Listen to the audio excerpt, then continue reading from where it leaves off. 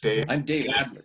Oh, sorry. Excuse me. I'm Dave Adler. I'm president of the Alturas Institute, adjunct faculty member of the University of Idaho Law School, and I've participated in the national finals for many years as well.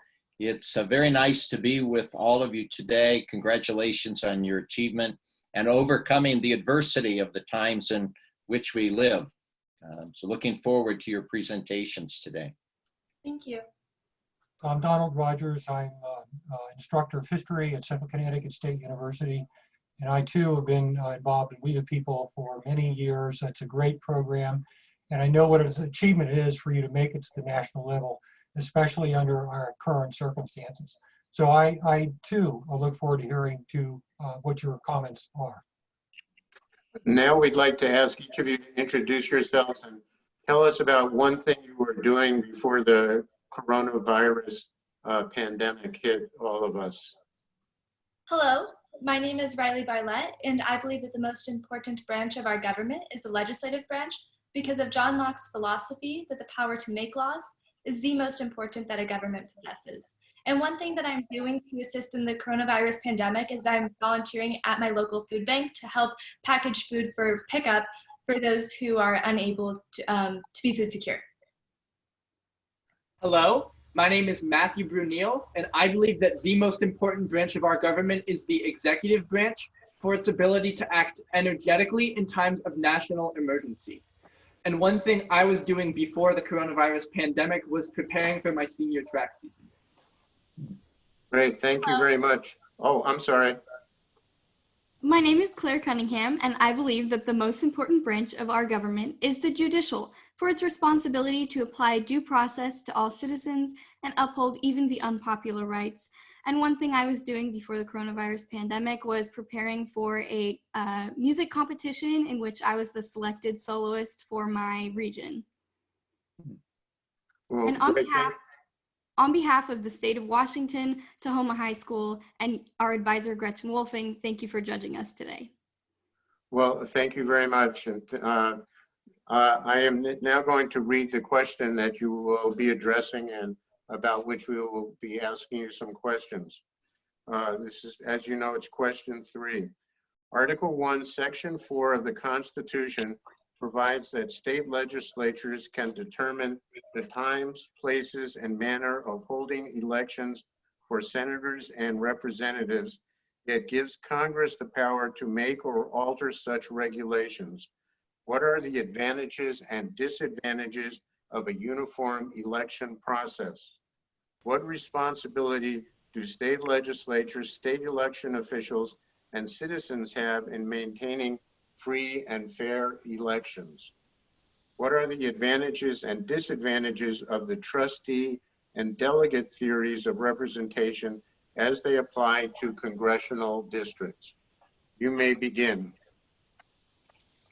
Elections belong to the people. President Abraham Lincoln. A uniform elections process, while possessing remarkable merit, cannot be considered a realistic option in our country because of its likelihood to decrease accessibility to the vote. The most noteworthy advantage of a uniform elections process, or a process in which the federal government administers all elections, is its convenient and organized nature. This organization would help to prevent cases such as Bush v. Gore, in which many Florida voters were disenfranchised as a result of disagreements over recount processes within the state. By giving states significant flexibility in administering elections, states are able to create voting systems that best fit their voter body. When the federal government has taken action in the past to implement a more uniform election process, much of the state's flexibility has been taken away. For example, the Help America Vote Act of 2002 requires voter identification for many first-time voters and those registering to vote by mail, presenting discriminatory fees and obstacles that are associated with obtaining an ID.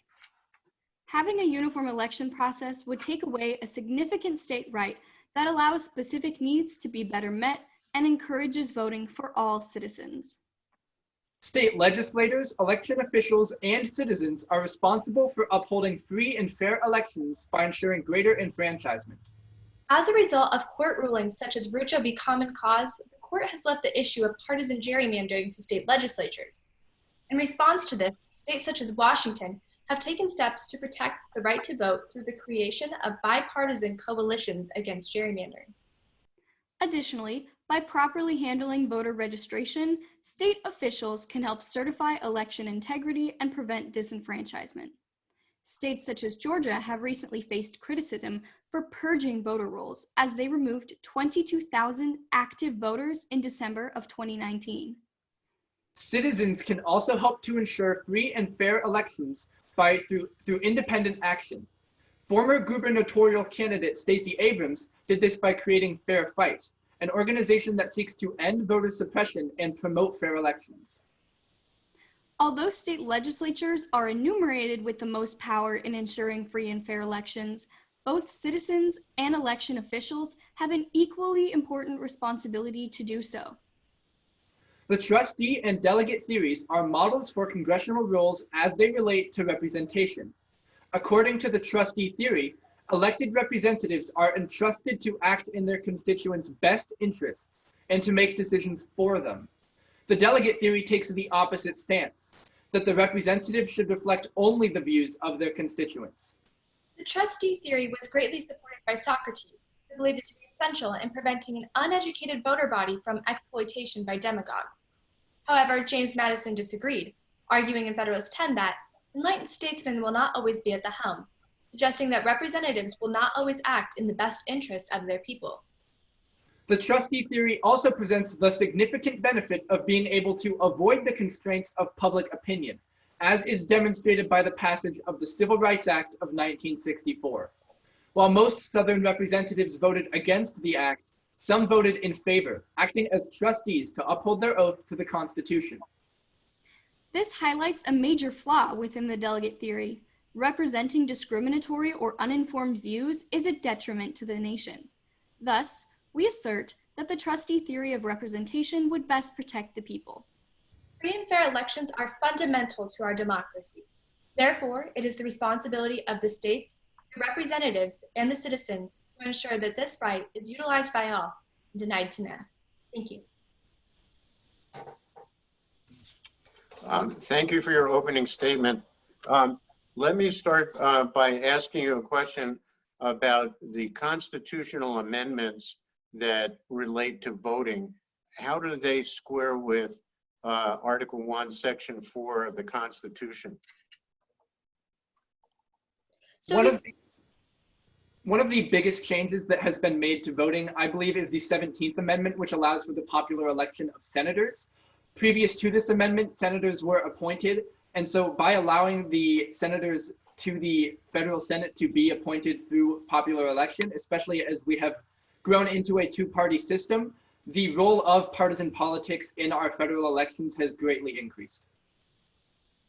we also see with acts such as the Civil Rights Act of 1964 and the Voting Rights Act of 1965, which aim to better enfranchise minorities, specifically African-American communities, by removing literacy tests and poll taxes specifically aimed at these communities, that Congress is able to regulate the manner in which these elections were held to better enfranchise minority populations.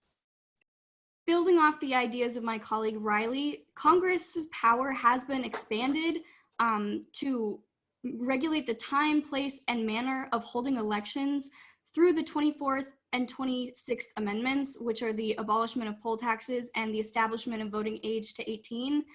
Previously, we can see that before these amendments were put in place, poll taxes and voting age were greatly left up to the states, and so Article 1, Section 4 allows for states to regulate their elections, but the establishment of those amendments have returned some of that process back to Congress. If you think about some of the reasons or concerns that motivated the framers to add Article 1, Section 4, can you see in our time any of those concerns or reasons to justify that part of the Constitution? I would contend that one of the reasons the framers included Article 1, Section 4 was because they believed that the states would do a better job of accommodating to the needs of their people in regards to giving them free and fair elections than the federal government could. In our own Washington state, one way we do this is by translating our voter ballots into 18 different languages to better accommodate our more diverse population. Building off the ideas of my colleague, we see that the states have been better enfranchisers of people. A significant issue today has been demonstrated in the court case Ridgely v. Common Cause, which determined partisan gerrymandering to be a non-justiciable issue. However, in the League of Women Voters versus the Commonwealth of Pennsylvania, the state of Pennsylvania established that partisan gerrymandering was a violation of the Free and Equal Elections Clause in the Pennsylvania state constitution. To bring this concept to more present day, I think we can see that elections are better held in smaller bodies such as states, because this is obvious in the protests in Michigan, where Michigan residents are protesting their governor's strict policies against going out and social distancing. And we can see that while states such as Michigan have strong protests, states such as Georgia are already opening up. And these differences between states demonstrates the need to have different voting processes come the election in November. So you mentioned many court cases, but I don't notice that Article 1, Section 4 mentions the courts. By what authority do the courts intervene in election cases? We see that the most significant authority that the court is granted is not via the Constitution or an amendment to the Constitution, but rather via Marbury v. Madison, which established the concept of judicial review.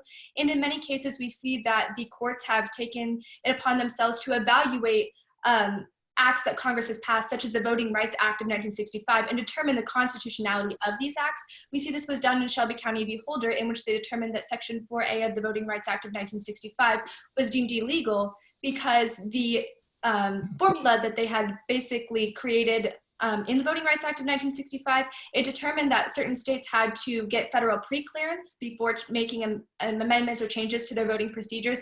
And that was done 40 to 50 years prior when conditions were vastly different.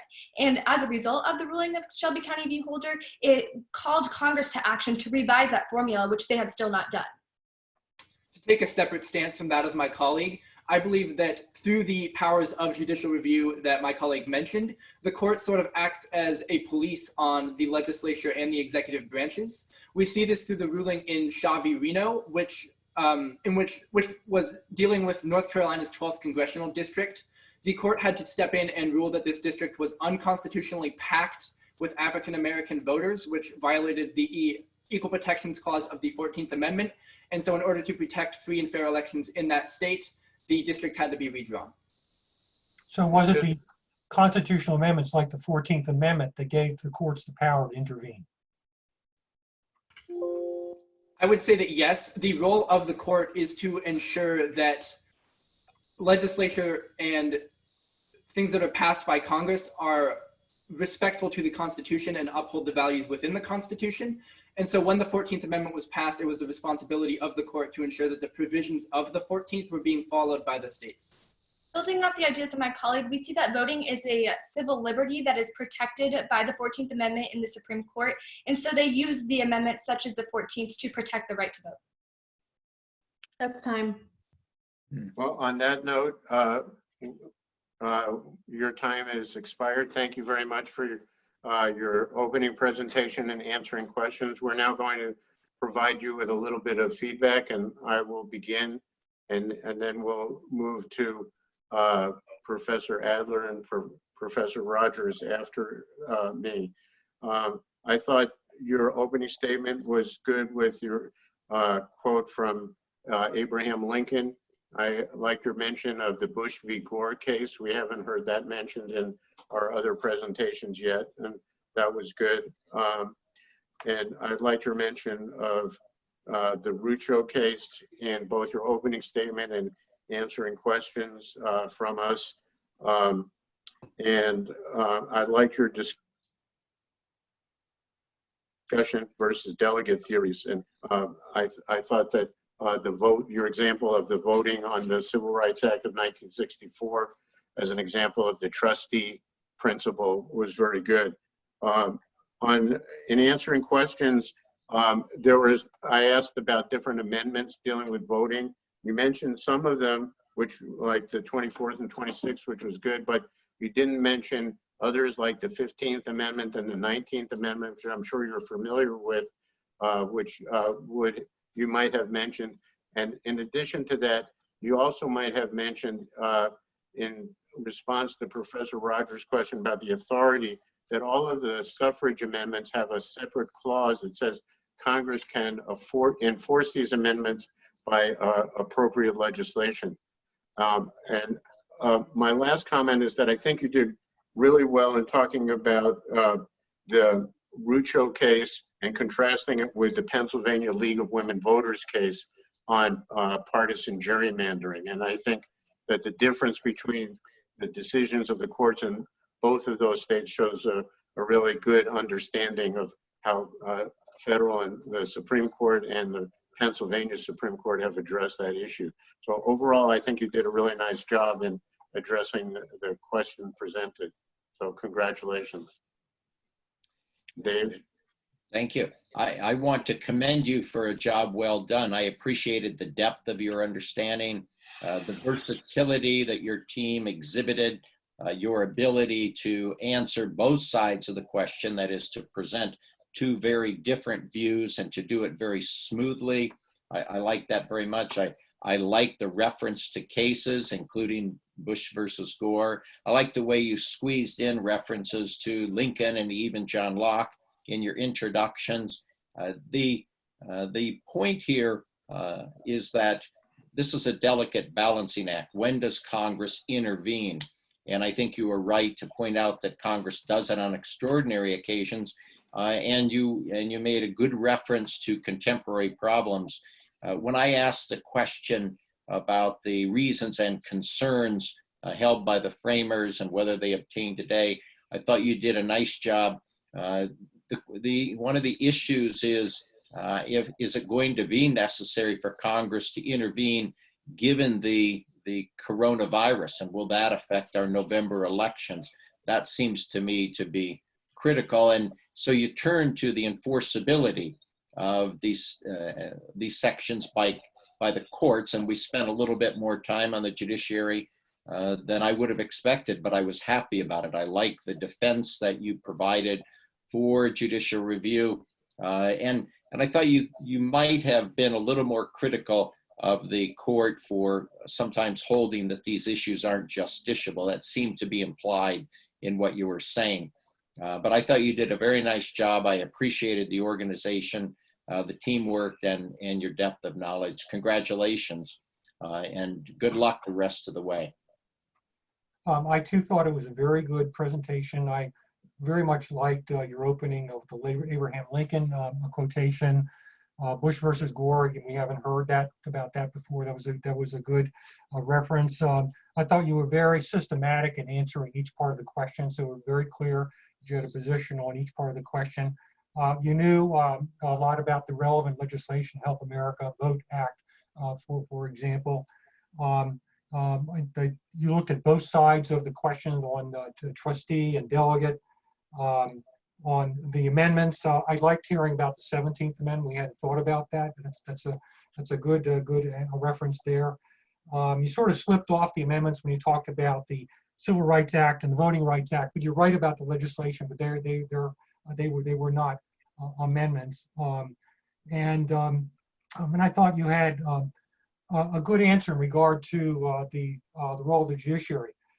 Judiciary steps in on the issue of constitutionality, using, as your first striking, both in the Shelby case and in other cases affecting state apportionment.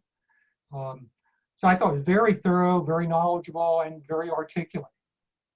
Thank you so much. Thank you. Thank you. And before we adjourn, I'd like for us to show our appreciation to you, especially in light of the challenges faced by all of us during the coronavirus pandemic, and your ability to participate and do research and coordinate your presentation very successfully and knowledgeably. So let's show our appreciation for all of you. Thank you again, and good luck with the Good luck. competition. Thank you so much.